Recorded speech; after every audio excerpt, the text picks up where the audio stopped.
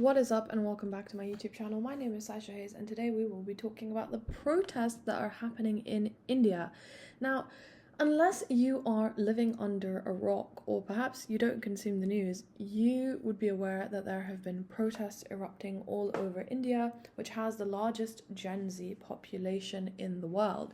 Now, in this video, we're going to get into what is causing these protests, what is currently happening, and what does the future of India really look like.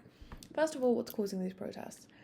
There is an examination called NEET, which is an insanely competitive exam for entrance into the medical field in India.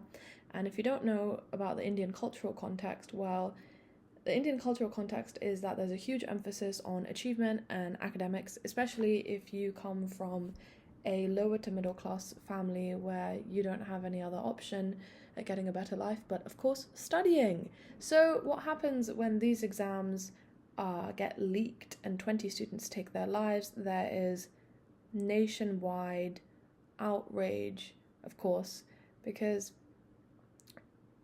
you've poured in so much effort and care only for the result to be messed up by an institution. And that outrage is palpable as we look at the protests in Delhi Jantar Mantar. Now, how has the government responded? Well, being the world's largest democracy, the government has of course responded very peacefully. I'm being sarcastic here if that wasn't clear, by giving police officers the authority to basically beat up children with lathi charge and having nails stuck to their lathis.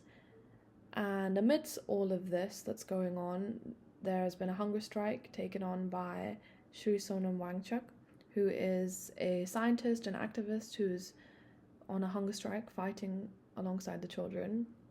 However, he was abducted, and his wife then said if the state really cares about his well-being, then shouldn't the family have a say in where he stays? So now he's in Medanta hospital. Now, in terms of the future and what this entails for India, one of the contexts that's pretty relevant in terms of like analyzing this movement and what's to come is that for a number of years now, India has increasingly become a dictatorship, some would say, or, the BJP is quite authoritarian. And what I mean by this is that one of the main pillars of democracy is press, and there is no free press in India. You cannot really raise questions if you're in the traditional media against Modi or the BJP. You'll be branded as anti-national, you'll be sent to prison, and things like that. So having this huge wave of protests in one of the largest protests of students in Indian modern history, I'd say, it's quite interesting in terms of how the political hierarchy, is there actually going to be a change? The students are calling for the resignation of Dharmendra Pradhan, who is the Minister of Education. However, lots of people have pointed out that a bunch of protests aren't really going to lead to any change. It's just going to lead to a cabinet reshuffle. And so this puts Modi in a particularly difficult situation, because if they cave in and they make the minister resign, then they're going to have to make a lot more ministers resign for their errors, and that would be a form of weakness for a government that is so authoritarian. And if they do not, then of course that would probably just escalate the violence and the dissent. So India is going through one of the most heartbreaking and inspiring times, and I applaud all of the young people who are in India right now and going to these protests and fighting for this country, because we say we're the world's largest democracy, then why are we so afraid of young people who just want to speak, if we're really a democracy? And it's nice to see how much support there is and how much solidarity that this movement has.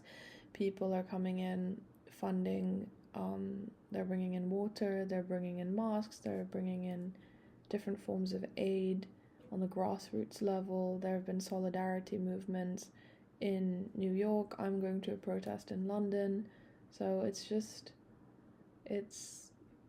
beautiful to see this kind of sense of community, and I just hope that when it comes to the next election that young people won't forget what they went through on the 20th of July, or what they've been going through actually for the past couple of years now.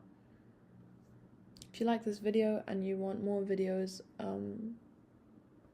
about politics or philosophy or anything, comment down below and I will try and make that for you. I'm Sasha Hayes, thank you so much for watching, and bye.